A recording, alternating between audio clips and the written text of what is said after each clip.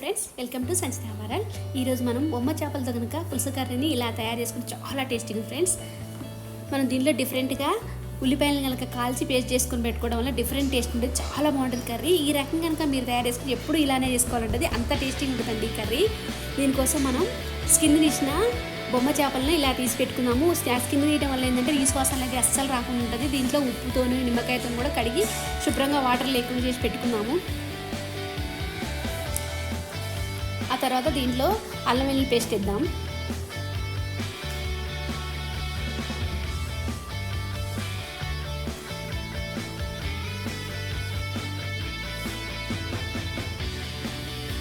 కర్రీకి సరిపడా అల్లం వెల్లుల్లి పేస్ట్ వేసుకున్నాము. ఆ తర్వాత దీంట్లోనే ఉప్పు, కారం, ధనియాల పొడి, మెంతులు, జీలకర్ర పొడి, పసుపు వేసి కలుపుకుందాం. మళ్ళీ కర్రీలో వేయకుండా ఈ ముక్కలతోనే సరిపోయేటట్టుగా వేసి పెట్టుకొని దీన్ని అంతా కలిపేసుకున్నాము. ఆ తర్వాత ఒక 3 ఉల్లిపాయలని ఇట్లా వేడిగా పొయ్యి మీద ఇట్లా జాలితో కాల్చి పెట్టుకుంటే ఇది బాగా వాటిపైన స్కిన్ అంతా కూడా బ్లాక్ అయ్యే వరకు కూడా మనం కాల్చి తీసుకున్నాము. కాల్చి తీసుకోవడం వల్ల ఈ పైన స్కిన్ అంతా తీసేసి వీటిని మిక్సీ చేసి ఒక పేస్ట్ లాగా తయారు చేసుకుంటే ఆ పేస్ట్ చాలా డిఫరెంట్ టేస్ట్ ఉంటుంది. బాగుంటుంది కర్రీ ఇలా తయారు చేసుకుంటే. ఇలా ఈ ముక్కలను కూడా 1 అవర్ మ్యారినేట్ చేసి పక్కకు పెట్టుకున్నాం. ఇలా మనం కాల్చుకున్న వాటిని పైన స్కిన్ అంతా తీసి చల్లగైన తర్వాత స్కిన్ తీసి వీటి చిన్న ముక్కల్లా కట్ చేసి తీసుకున్నాం. ఇలా అన్నీ కట్ చేసుకున్న తర్వాత దీన్ని ఒక జార్లో వేసి మిక్సీ చేసి తీసుకున్నాం. ఇలా పేస్ట్ అంతా రెడీ చేసి పెట్టుకున్నాం. ముందుగా ఉల్లాకును సరిపడ ఉల్లాకు కూడా ఎక్కువ ఉండాలండి ఈ కర్రీ కోసం. ఉల్లాకును, మెంతాకుని, పచ్చిమిర్చిని, వెల్లుల్ని ఇలా రెడీ చేసి పెట్టుకున్నాం. ఆ తర్వాత ఒక ప్యాన్ పెట్టుకొని ప్యాన్ వేడయ్యాక ఆయిల్ వేసుకున్నాము. ఆయిల్ కూడా వేడిగా ఇద్దాము.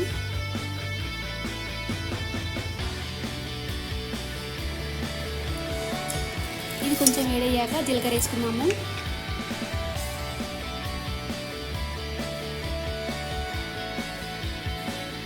ఆ తర్వాత పచ్చిమిర్చి వేసి ఫ్రై చేసుకున్నాం. ఆ తర్వాత మెంతికూరను కూడా వేసి ఫ్రై చేద్దాం. మెంతికూరని ఆయిల్లో వేయడం వల్ల వాటి పచ్చివాసన అంతా పోయి చేదు లేకుండా కర్రీకి టేస్ట్ ఉంటుందండి. మధ్యలో వేస్తే ఇంత టేస్ట్ ఉంటుంది. అందుకే ముందుగా ఆయిల్ వేసుకోవాలి. ఆ తర్వాత మనం కచ్చాపచ్చగా దంచి పెట్టుకున్న వెల్లుల్లి కూడా వేసి కలుపుదాం. ఇది కొంచెం పచ్చివాసన పోయిన తర్వాత ఫస్ట్ వేసి కలుపుకుందాం.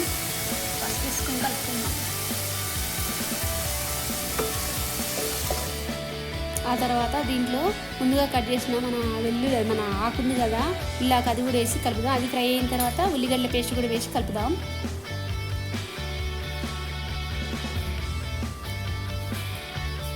ఆ తర్వాత ముందుగా మ్యారినేట్ చేసుకున్న ఫిష్ ముక్కలు ఉన్నాయి కదా అవి కూడా వేసి కలుపుకుందాం.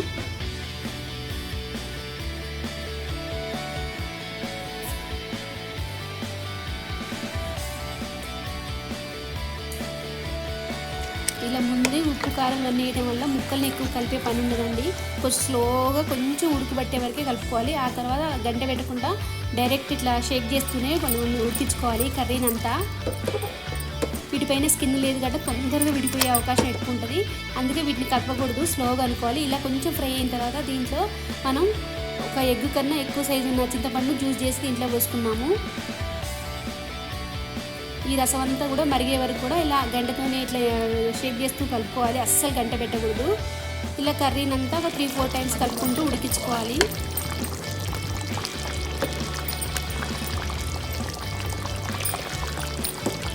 కర్రీ బాగా ఉడుకుతుంది కదా అలా పొగలు వచ్చి అలా లైట్ కలర్ అనిపిస్తుంది. ఇలా బాగా ఉడికి ఆయిల్ పైకి వచ్చిన తర్వాత గుమగుమలాడే ఫిష్ కర్రీ రెడీ అయినట్టే.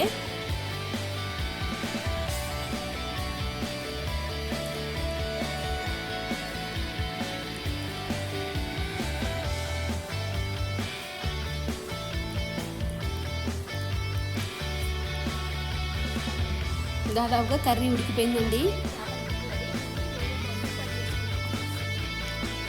ఈ కర్రీని మనం వేరే బౌల్లో షిఫ్ట్ చేసుకున్నాము. ఇలా కర్రీని తీసి వేరే బౌల్లో పెట్టుకున్నాము. ముక్కలు చిరపకుండా స్లోగా తీసి పెట్టుకోవాలి.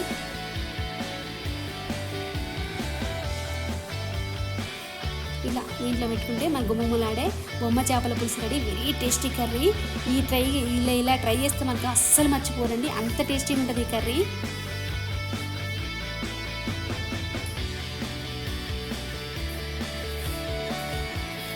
కరకరలాడే ఫిష్ సూప్ రెడీ. ముక్క అనేది అస్సలు చెదపకుండా ఇలా నీట్గా గంటెతో స్లోగా వేసుకుంటే కర్రీ సూపర్.